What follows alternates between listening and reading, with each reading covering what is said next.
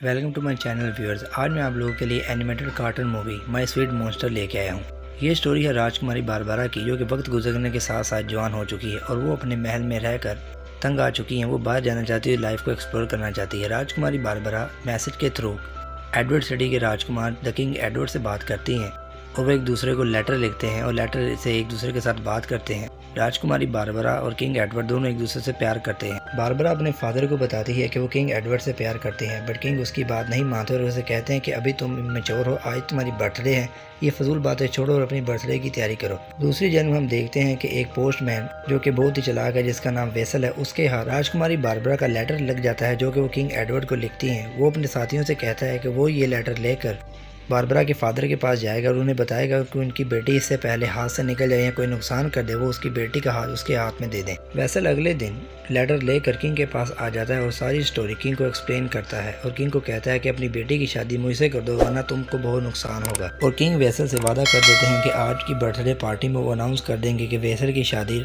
राजकुमारी Barbara से होने वाली है।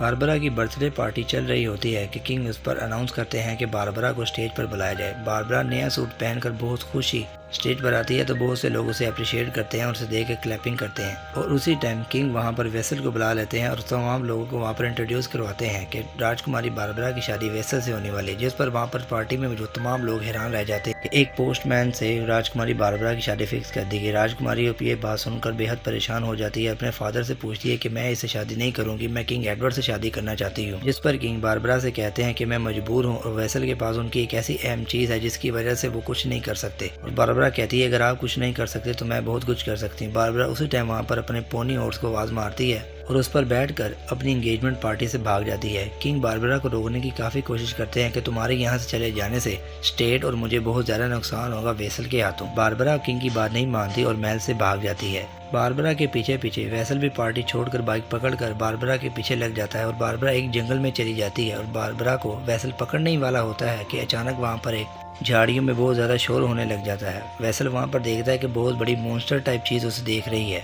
वेसल वहाँ पर बहुत बड़े मॉन्स्टर को देखता है जिसको देख वो बेहद डर जाता है और वहाँ से डरकर भाग जाता है।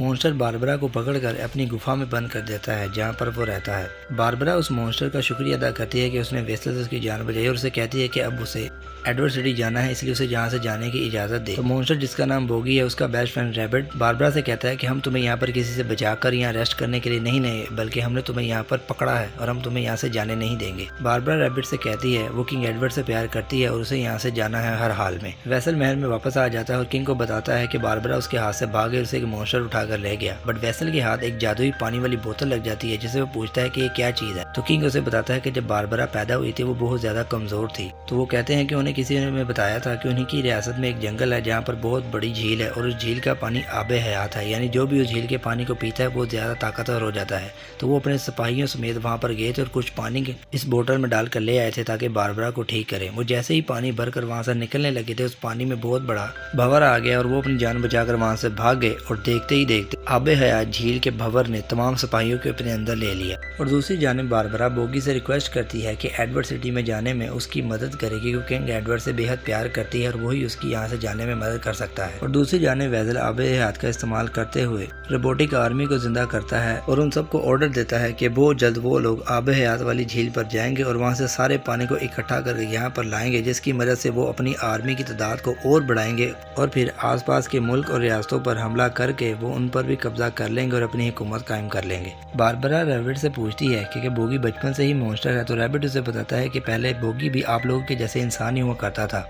बोगी बचपन में बहुत ज्यादा कमजोर था और मरने ही वाला था कि जादुई पानी को उस पर रहम आ गया और उसने उसे ताकत बख्शी, जिसकी वजह से वो एक मॉन्स्टर बन गया और तब से हम लोग इसे बोगी कहते हैं। और वो लोग आपस में बातें कर रहे होते हैं कि बोगी और रैबिट फाइनली बारबरा को एडवर्ड सिटी में ले आते हैं और उसे कहते हैं कि हम लोगों ने जैसे तुम्हारे साथ प्रॉमिस किया था कि हम तुम्हें एडवर्ड सिटी में ले आएंगे और तुम्हें किंग एडवर्ड से मिलने का मौका मिलेगा और तुम अपने दिल की बात उनसे कह सकती हो। तो हम लोगों ने अपना वादा पूरा किया और बारबरा को एडवर्ड सिटी में छोड़कर बोगी और रैबिट वापस अपने घर की तरफ चल जाते हैं। बारबरा एडवर्ड सिटी में आकर बेहद खुश हो जाती है और एक्साइटेड होती है और वहाँ से सीधा वो किंग एडवर्ड के महल में चली जाती है जहाँ पर उसकी मुलाकात किंग एडवर्ड की सिस्टर के साथ होती है। वो किंग एडवर्ड की सिस्टर के साथ बात करने ही वाली होती है कि उनका असिस्टेंट वहाँ पर आ जाता है और उसे कहता है कि लड़की, आपको इस हफ्ते में रिलीज होने वाली लव स्टोरी आर्टिकल की कोई बुक चाहिए या नावल।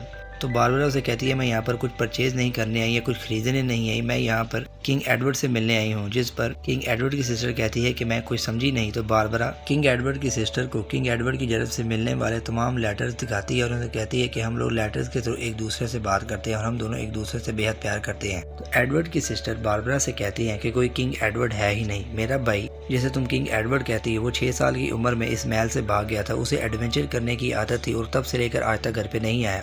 तो रही बात लेटर्स और नॉवल की, तो मेरे ही महल के लोग उन तमाम गर्ल्स को ये लेटर्स और नॉवेल्स भेजते हैं जो हमारी परमानेंट सब्सक्राइबर हैं और हमें फीडबैक देती हैं, जिस पर बारबरा का दिल टूट जाता है। बट क्वीन का असिस्टेंट क्वीन को एक न्यूज़पेपर ला कर देता है जिस पर वह हेडलाइन होती है कि बारबरा अपनी शादी की रात घर से भागी है और बारबरा को जो भी वेसल के हवाले करेगा तो उसे अच्छी खासी रकम दी जाएगी। तो क्वीन अपने असिस्टेंट से कहती है कि बारबरा को गेस्ट रूम में बिठा दो, उन्हें वहाँ पर रेस्ट करने दो और ये हमारी मेहमान है। बट वो उन्हें वहाँ पर बंद कर देती है। बारबरा के पास बोगी की विसल होती है जिसको बोगी ने कहा था कि तुम कभी भी प्रॉब्लम में हो तो इस विसल को बजाना तो मैं तुम्हारी हेल्प के लिए आ जाऊंगा। बट वो विसल बारबरा के हाथ से गिर जाती है और वो अपनी मदद के लिए बोगी और रैबिट को बुला नहीं पाती। बट उसी टाइम बारबरा का बल्बी उसे वादा करता है कि वो जंगल में बोगी और रैबिट के पास जाएगा और उसकी मदद के लिए उन्हें यहाँ पर लेकर आएगा।